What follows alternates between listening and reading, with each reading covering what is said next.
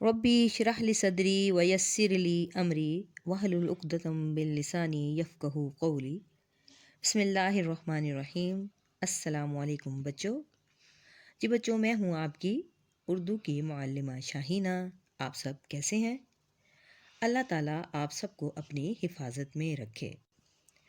तो बच्चों, आज जो हमारा उन्वान है वो है ख़त, भाई के नाम, तालीम पर तवज्जो देने का। ठीक, तो पहले जानते हैं कि ख़त क्या होता है और इसके कितने हिस्से हैं। बच्चे, ख़त तहरीरी मुलाकात को कहते हैं, जिससे हम अपने अपने ख़यालात एक दूसरे को बताते हैं। यानी ख़त को आधी मुलाकात भी कहा जा सकता है।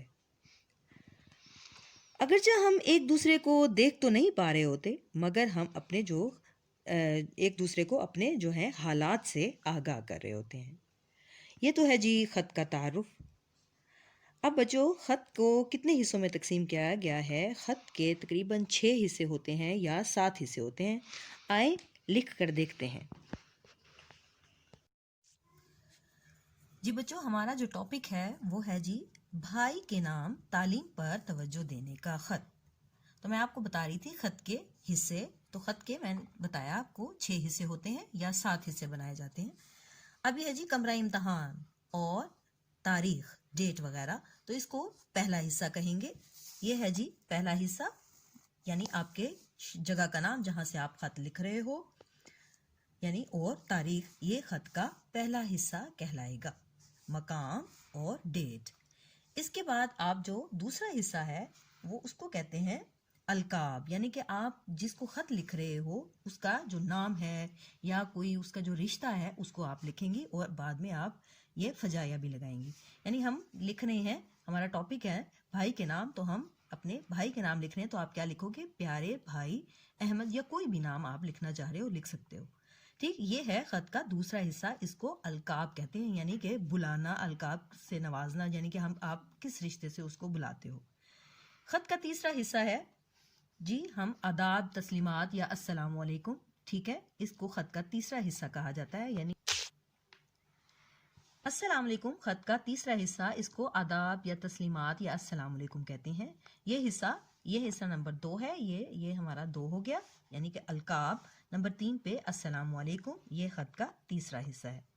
और इसके बाद जो अहम हिस्सा है हमारा, जिसमें आपने अपनी तमाम बात, जो आप जिसकी मकसद के लिए आप ख़त लिख रहे हो, आप वो लिखते हो, तो उसको क्या कहते हैं? उसको ख़त का मजमून, यानी कि ख़त का जो टॉपिक है आप वो यहाँ पे लिखेंगी। अब हम लिख रहे हैं तवज्जो का ख़त। तो क्या है? उम्मीद है कि आप खैरियत से होंगे।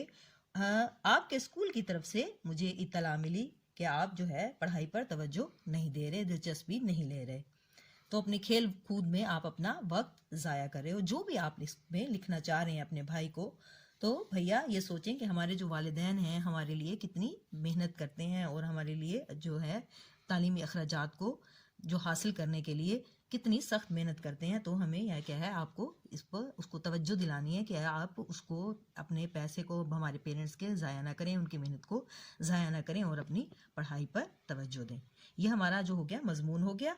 ठीक है, इसके बाद आप क्या है, इख्तिताम आ जाएगा। इसके बाद नंबर, ये हमारा जो टॉप है, ये नंबर हमारा नंबर 4 है, जो हमारा इसको मजमून कहते हैं, ख़त का जो अहम हिस्सा है मजमून। और इसके बाद नंबर 5 पर है जी इख्तिताम, यानी कि आप वस्सलाम लिखें। ठीक है, कोई भी आप उसको भी सब की खैरियत मालूम करने के बाद आप वस्सलाम लिखें, तो इसको इख्तितामिया हिस्सा कहते हैं। और इसके बाद जब आप अपना नाम, यानी कि अपना नाम लिख दें और एंड में आप अपना एड्रेस लिखें। ये हो गया नंबर 6। नंबर हो गया 5, ये है नंबर 6 जिसमें आप अपना नाम लिखेंगे, और नंबर 7 पे आप अपना एड्रेस, जहाँ से आप, ठीक है,